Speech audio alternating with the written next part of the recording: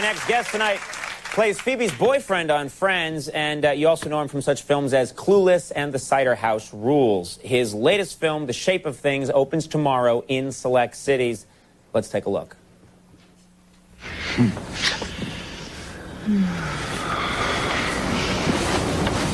Were you nervous before? I mean, about us with the video.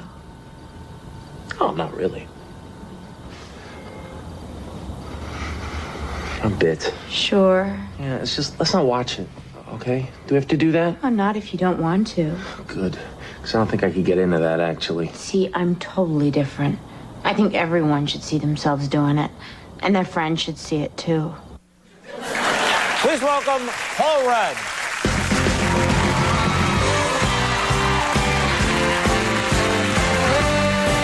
Thanks for coming. Get out of here.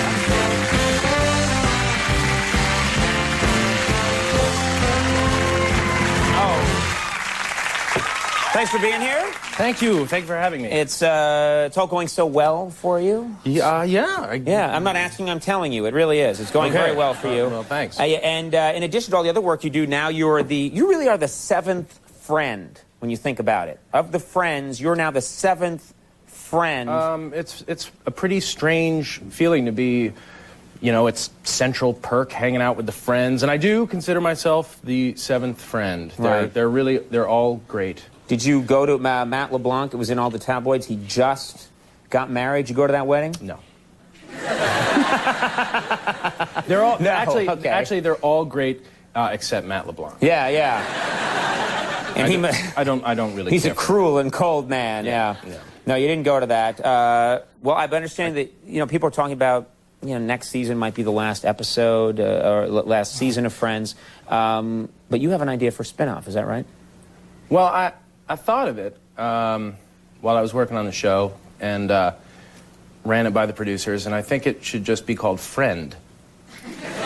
And just me. It's just you. And I could play in a fountain in the beginning, just spin the umbrella. And, just you alone. Can I tell you something? The fountain sequence won't be the same when one guy is doing it alone. I'll be there for me. Yeah.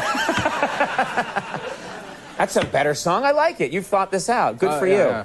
Well. Things are going so well for you. You're getting invited to all the big events now. Getting to... You get to do late night with Conan Obsessed. As your fame increases, though, you're getting to go to the big charity events. Because those are the weird. ones... They invite you to Because there are the little charity events, like, can you come to our cookie sale or our brownie sale? But now there's charity events and things where they say, we'll we'll give you a plane ticket. Which you see, it's just weird because it's a charity event. I know. I went to one. Funny story. I went to. Really? Well, speaking of charity events, I went to. Talk show awkwardness. I always break into the talk show awkwardness stance when I have to. Sorry. I love it. Yeah. You can get on the table and do it. Make later. a mark. Yeah. Oh, I can't believe. Look at that. She ruined it. Oh, look at that. Anyway. That really. That's not coming out. No, that's not coming out. And this desk cost me $90. But anyway, more about charity events. So, anyway, I get invited to this charity event. What kind of charity event, Paul? Well, Conan, it was a...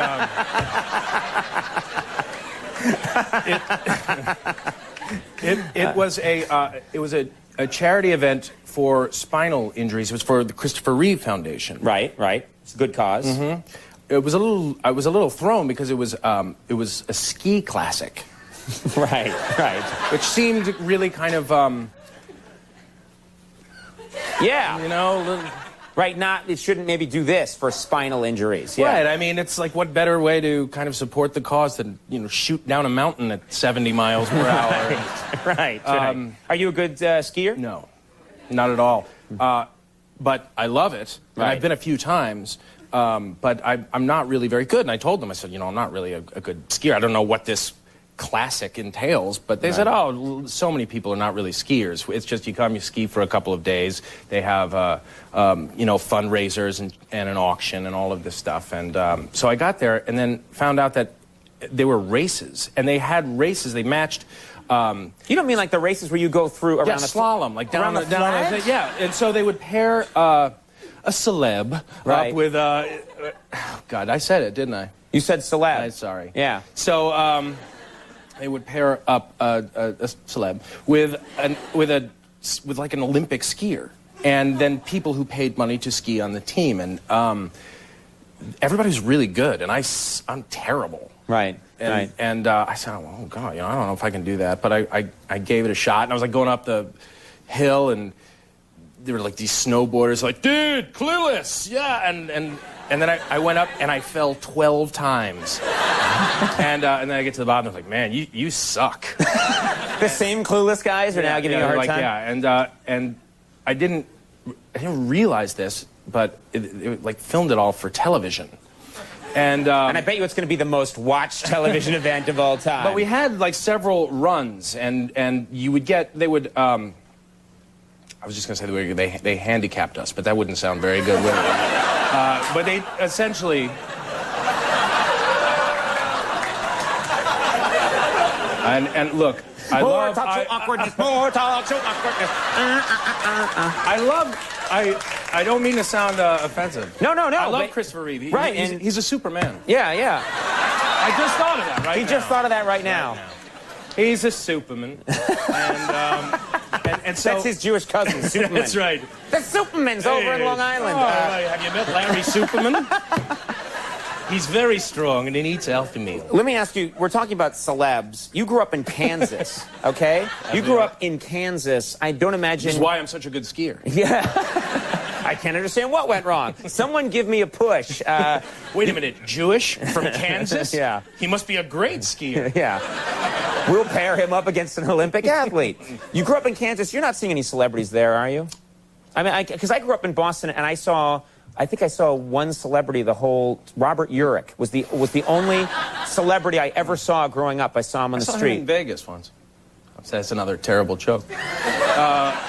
I'm calling the police on you. I'm having you taken away. I not really. It was always exciting. Actually, when I moved to Los Angeles, when I left Kansas, I went to the University of Kansas, and I left to go out and break into the biz. Right. In Los Angeles. You showbiz phony. You know, these terms, they just come when you're working on Friends. Right. And you're a celeb. And you're a celeb, and you're going to all the classics. Yeah.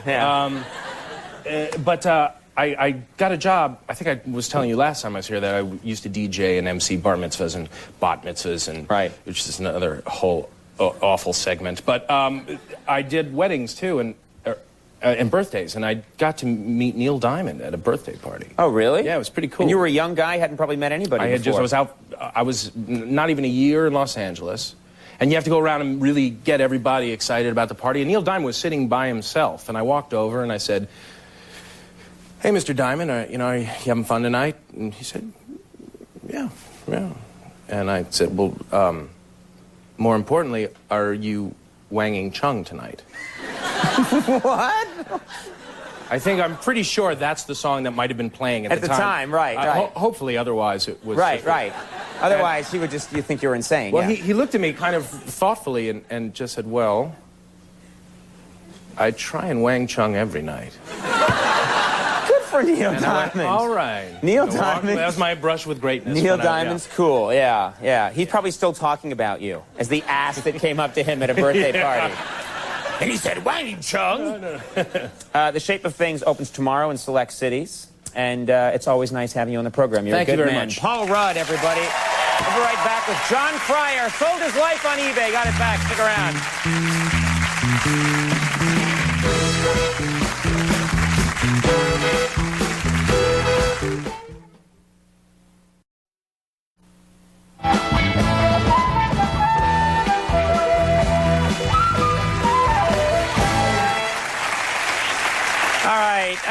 Ladies and gentlemen, my next guest, listen to this. He sold all of his earthly belongings on eBay, then tracked the items down and visited them all across the country. His new book is called All My Life for Sale. Please welcome John Fryer.